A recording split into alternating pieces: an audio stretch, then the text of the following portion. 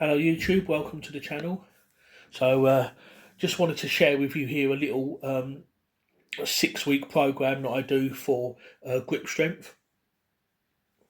So it's basically holding a axle bar behind your back. It's the behind the back axle holds that I do. You've probably seen me do this before.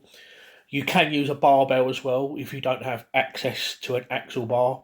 I like to use an axle bar though because it's twice as thick. Holding an axle bar is a lot harder. It's kind of like holding onto a Coke can basically, and it's very difficult to, unless you've got very big hands, to get your hands around it completely. And axle bars are used a lot in strongman, so I really like to do axle bar holds behind the back. And I'm going to show you now how I program it over the course of 6 weeks. And you can extend it as well if you want, which I've done. And I've run this little 6-week block multiple times and I've been progressing ever since. Haven't really had any fails on it. So I'm just going to walk you through it now, what I do. So week 1, I basically hold for 40 seconds. Week 2 will be 25 seconds. Week 3 will be 15 seconds. And then on week 4, we go back up to 30 seconds, week 5, 20 seconds, and then for week 6, 10 seconds. So with these, I try not to go to failure. It should be heavy, but I try and leave like 5 seconds in the tank. So if I'm holding for 40 seconds, I want to feel like I could have gone to like 45 seconds if I had to.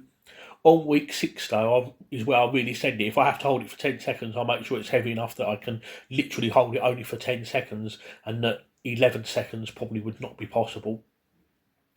It doesn't matter if you do go to failure, though. Grip is like a small muscle group, so you can go to failure on it and recover quite quickly. So it's not really a big deal if you do wind up going to failure. Let's say, for example, you do week 4 and you have to hold for 30 seconds and you choose the weight.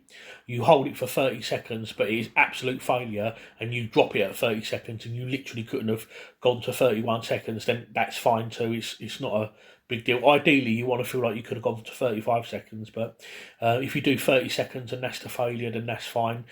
Grip does recover quite well. It is possible, I think, to pretty much do grip every day, really, to be honest. Like I say, it's a small muscle group. It's not like a deadlift or a squat. You can recover from grip quite quickly, so no big deal. But anyway, so I'm going to show you what I did. So week 1, I loaded the axle bar up to 70 kilos, held it for 40 seconds. So week 1 was 70 kilos. Week 2, decreased down to 25 seconds and 100 kilos was used. Week 3, 112.5 kilos, held for 15 seconds. Week 4, we now drop the weight, and do 30 seconds. So notice that week 4's weight is higher than week 1, but it's less than week 2 because obviously we're holding for less than 40 seconds but more than 25. So week 4, 87.5 kilos for 30 seconds. Week 5, 105 kilos for 20 seconds. And week 6, 120 kilos for 10 seconds. So there you have it, a little 6-week training block for grip. But you can extend this if you want, which I did do myself. So I did it again, and you can actually make it a 12-week block if you really want to, which is what I did. So basically, you just repeat what you did for the first 6 weeks, where you do 40 seconds, 25, 15, then 30, then 20 seconds, and then 10 seconds, etc. So basically, I do the 40 seconds again. So on the first block, I did 70. So this time I did 77.5. So right away, I've already improved by 7.5 kilos. Week 8, 102.5 kilos for 20 seconds. Last time I did 100, this time 102.5, so I've improved by 2.5. And then week 9, 117.5 kilos for 15. Last time it was 112.5, so that's a 5 kilo improvement. Week 10, 95 kilos for 30 seconds. Last time it was 87.5, so I've improved by 7.5. Week 11,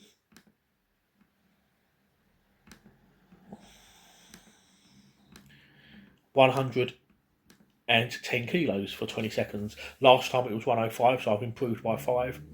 And then week 12, 122.5 kilos for 10 seconds, so I've improved by 2.5 kilos.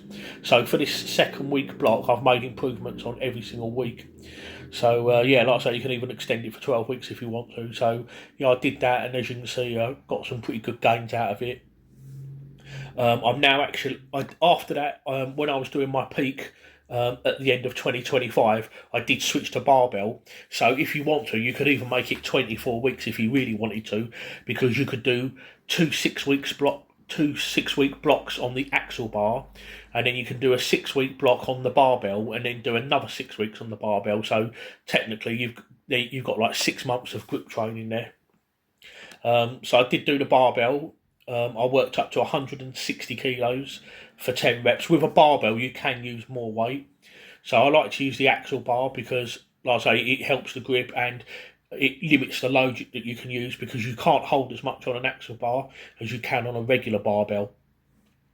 But like I say, I like to do both. So I'll normally start with the axle because it's weaker. I might do a 6-week block on the axle, and then I might do a 6-week block on the barbell, or I might do 12 weeks on the axle and then maybe just 6 weeks on the barbell, or maybe even 2 blocks of 6 on the barbell, which will make 12 weeks on the barbell, so a total of 24 weeks of grip training. So I did do the barbell for 6 weeks, I believe. As I say, I worked up to 160 kilos for 10 seconds with the barbell. So as you can see, the weight that I'm using on the barbell is almost 40 kilos more than the axle bar. And then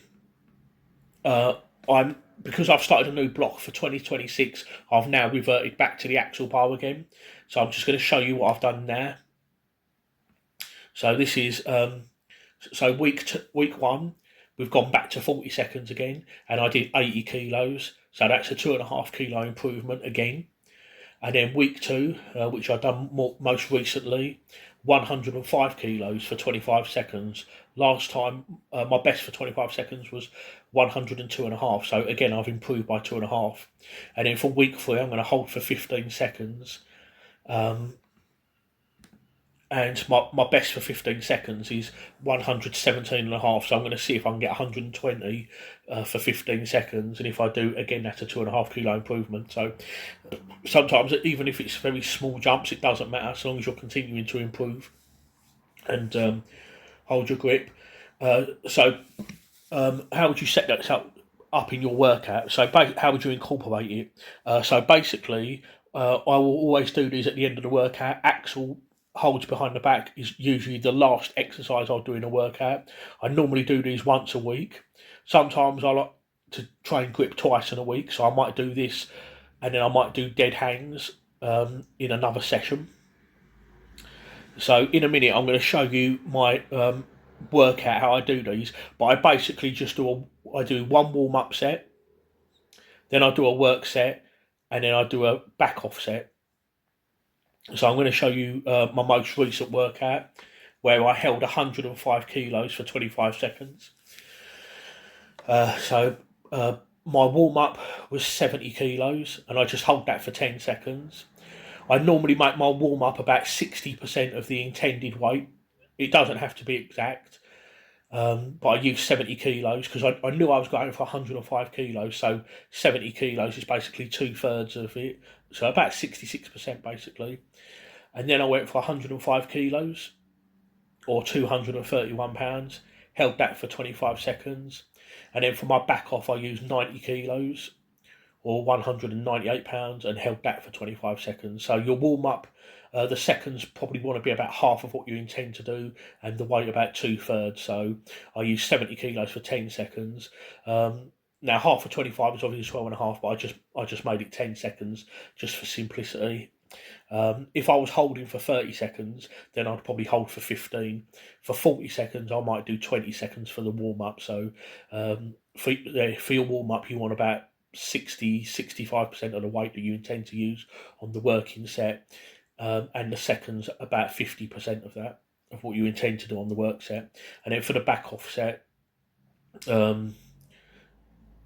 10% is usually 10-15% is usually good, maybe 20 if you have to, because I find that the grip really goes quite quickly. So let's say you do 100 kilos and you hold it for 30 seconds. If that's really hard for you, even dropping to 90 and doing that same 30 seconds might be tough. So you might want to drop to 80, 85. Again, this is something you'll have to experiment with. But I generally find about 15 to 20%. Sometimes 10% might not be enough. Sometimes 15%. So I did the 105 and then I dropped to 90, which is about I think that's about 15% roughly. So it was a 15 kilo drop. I would have found if I'd have gone to, and the 90 kilos was still quite a struggle actually. I find if I'd have got to 95, I might not have been able to do it. I mean, if you hold 100 kilos for 30 seconds and it's easy, then yeah, you probably might be able to get away with 90, 95.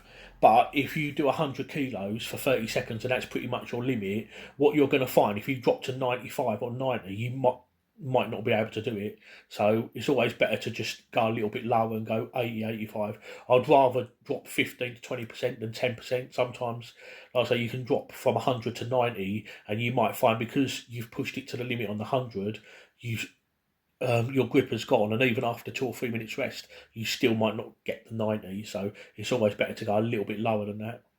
Okay, so yeah, that's the end of the video. I hope this was helpful.